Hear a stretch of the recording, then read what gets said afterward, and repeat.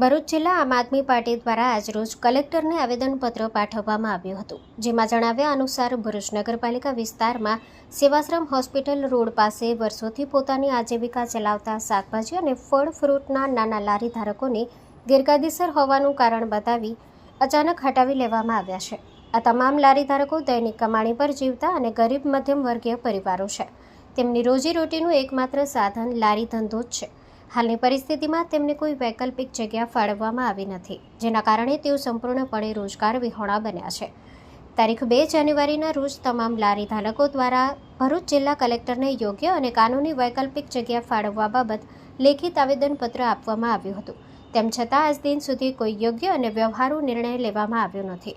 ત્યારે આમ આદમી પાર્ટી દ્વારા લારી ધારકોને તાત્કાલિક વૈકલ્પિક કાનૂની જગ્યા ફાળવવામાં આવે અને વેન્ડિંગ ઝોન જાહેર કરી નિયમબદ્ધ વ્યવસ્થા ઊભી કરવામાં આવે સહિતની માંગ કરવામાં આવી છે। જો માંગ ન સંતોષાય તો આંદોલનની ચીમકી ઉચ્ચારવામાં આવી છે। હું વિધવા આજે 35 વર્ષથી થઈ ગઈ છું। મારા છોકરાને પણ છોકરીઓ છે, છતાંય અમને તો અહીં બેસવા નહીં દેતા, ઘરમાં ખાવાનું નહીં, વ્યાજે પૈસા અમને કોઈ આપી શકતું નહીં। મારા દીકરો, મારી વહુને નહીં, નાની છોકરીઓ છે, માટે અમને કોઈ બી હિસાબે રસ્તો બેસવા માટે આપો। અમને ધંધો કરવા માટે લારીઓ બધું બંધ છે, ખાવા પીવાનું બંધ છે। શેર લાવીને શેર ખાયા છે। લાઇટ બિલના પૈસા 3 મહિનાથી લાઇટ બિલ નહીં ભર્યું સાહેબ, કંઈથી લાવવું?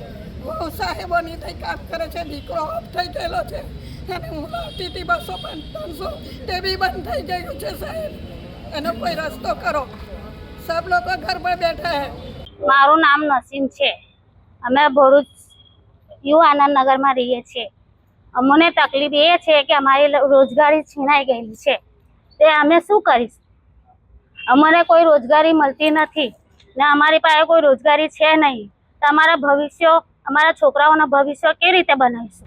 અગાઉ તારીખ 2/2/2024 રોજ ભરૂચ કલેક્ટર સાહેબને સેવાશ્રમ વિસ્તારની અંદર જે પોલીસની હેરાનગતિ અને જે કલેક્ટર શ્રી દ્વારા જે જાહેરનામું કરવામાં આવ્યું અને એના દ્વારા જે લારી ત્યાંથી હટાવી લેવામાં આવી, એની રજૂઆત લઈને આવ્યા હતા કે ભરૂચ નગરપાલિકાના વિસ્તારની અંદર આવતા તમામ લારી ધારકો પોતાનો મત આપી રહ્યા છે, પોતાના મતના બદલાની અંદર એ લોકોને એમની રોજગારી મળે।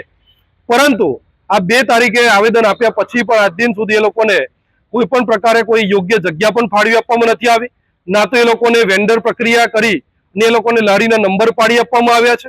ત્યારે આજ રોજ ફરીથી એક વખત આમ આદમી પાર્ટી લારી ધારકો સાથે મળી કલેક્ટર સાહેબને એક રજૂઆત કરવામાં આવ્યા છે કે આ લોકોને જલ્દીથી જલ્દી એ લોકોની જે લારી છે એના વેન્ડર નંબર એ લોકોને ફાળવી આપવામાં આવે, યોગ્ય જગ્યા ફાળવી આપવામાં આવે। સિસ્ટમેટિક એ લોકો ઉભા રહેવા માટે તૈયાર છે, નગરપાલિકા નક્કી કરે ભાડું ભરવા માટે પણ એ લોકો તૈયાર છે, પરંતુ તેમ છતાં હજી સુધી કોઈ યોગ્ય જગ્યા નથી આપી। જો આવું કરવામાં આવે, સરકારી તંત્ર કદાચ મોડું કરશે તો આવનારા 3 થી 5 દિવસની અંદર આ કલેક્ટર કચેરીના પતાંગણની અંદર આ તમામ લારી ધારકો સાથે લારી પોતાની લઈ અને અહીંયા ધંધો કરવા માટે મજબૂર બનશે। એટલે અમે આશા રાખીએ છીએ કે ભરૂચ વહીવટી તંત્ર જલ્દીથી જલ્દી આ લોકોને જે રોજગારી આપવાની છે રોજગારી આપે।